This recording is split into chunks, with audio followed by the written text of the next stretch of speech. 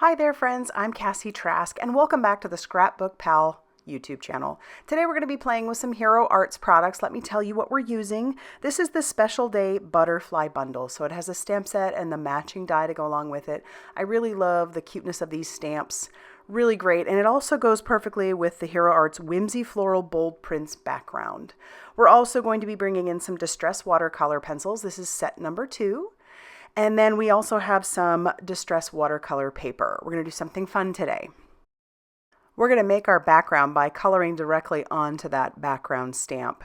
And so I'm going to go ahead and pull that out, and we're going to have the stamp facing up. That red rubber is facing up. I'm not going to put it on a stamp block or even in a MISTI or anything like that. We're going to grab some water, and I've got my watercolor pencils ready to go. I'm going to grab this first color. It's the Seedless Preserves. I'm dipping it in the water. That just activates the color, and then I'm going to color right onto my background or my background stamp. So just putting that on there, it really makes that color nice and creamy. So the next color we're going to grab is Prize Ribbon, and doing the same thing, dipping it in the water, just activates the color. And we'll go over the top of what we've already colored as well. That'll work out fine.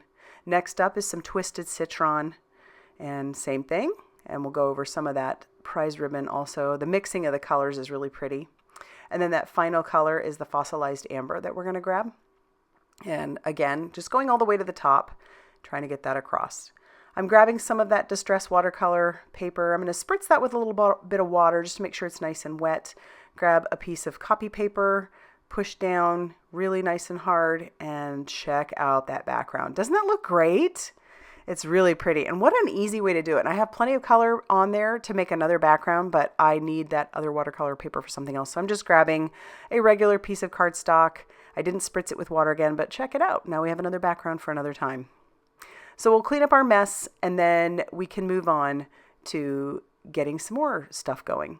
So I've got that Seedless Preserves again. I'm using just a tiny paintbrush. I've put it onto my glass mat, a little bit of that color, and I'm splattering that on the background. That's all I'm really going to do for that background. For now, we're going to set that off to the side to dry.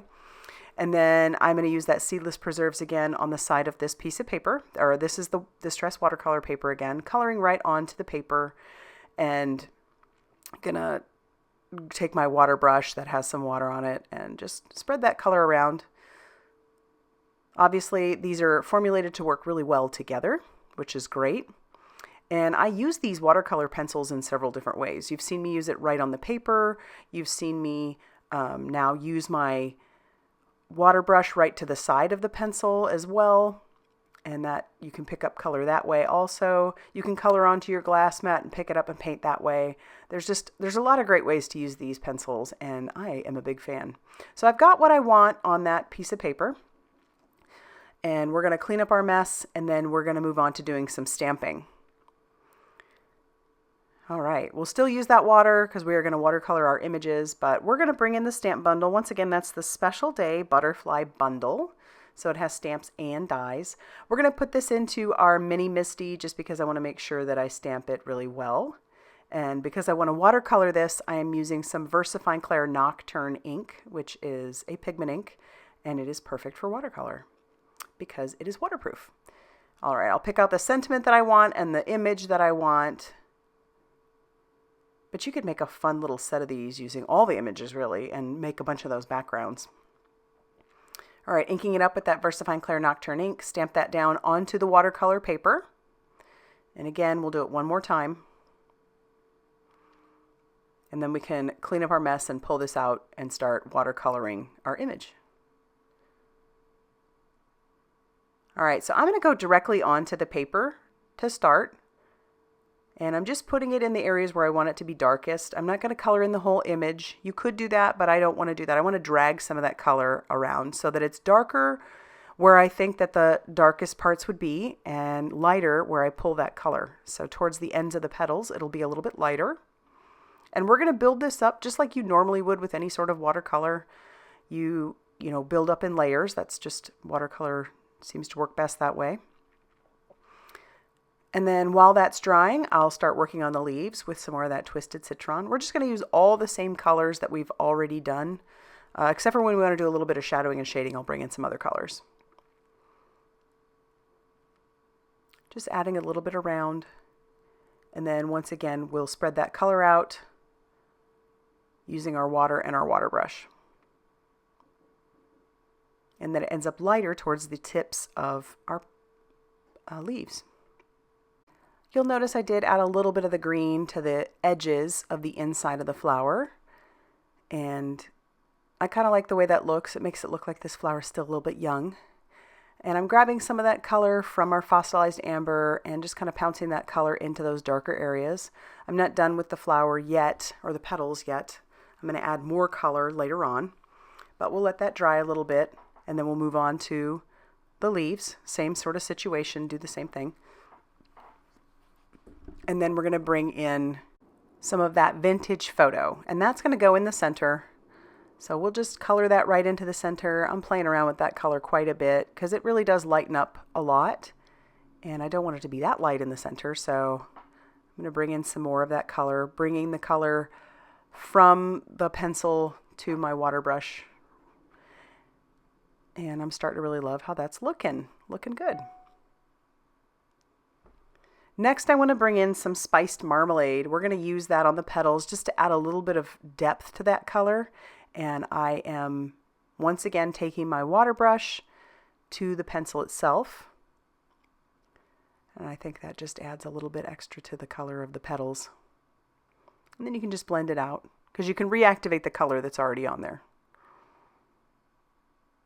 Super fun way to color an image, I think. And these images were the perfect ones for it. All right, now we can just start cleaning up our mess because we're done with that. And then we're going to heat set this because I want to make sure it's nice and dry before I do any sort of die cutting. And you could flip it over, and once that paper goes flat, you'll know it's pretty much dry. I'm going to trim off the excess of what we colored. You'll see what we're going to do with that here in a bit. And then I'll bring in those matching dies and tack that down with a little bit of Post-it tape. And then we can run this through our die cutting machine. And there we have our images ready to go. I love the sentiments in there. Thinking of you and it's your special day. So I feel like this particular set gives you a lot of use. Yep, I tore the side and I just like that look. That's what we were going for the whole time. Gonna tear that. I'm actually gonna end up using that torn piece on the inside of the card so it doesn't go to waste. So let's bring in a card base, which is just a piece of white cardstock that measures 5.5 inches by 8.5 inches, and just folded it in half, so it's 4 1/4. So the full front of that A2 size card is 4 1/4 by 5.5 inches. We'll glue down our Seedless Preserves panel, and then now we can glue down our background, which I really love how that turned out. I haven't done that in such a long time, and I really love how that looks. I will have to be doing that a lot more in the future. All right, so now where to put the flower and our sentiment. I was playing around with that quite a bit. Wasn't sure exactly what I wanted to do with it. So then I decided to bring in some 3D foam squares. You know I love these. And we'll just pop a few of those on the back of the flower. And we'll also pop a few of those on the back of the sentiment. And then we'll just peel off that release paper on each one of those. And then we can put our flower down. Again, still not 100% sure when to put it, so. And then we'll peel off the release paper on our sentiment and we can pop that down, kind of going over our image as well. And then now that's really going to finish off this card. So if you like this video, be sure to hit that like button. Definitely consider subscribing if you haven't already done so. And be sure to check out all that Scrapbook Pal has going on over on their blog, Facebook page, and Instagram for more crafty inspiration. Thanks for stopping by, and we'll see you soon.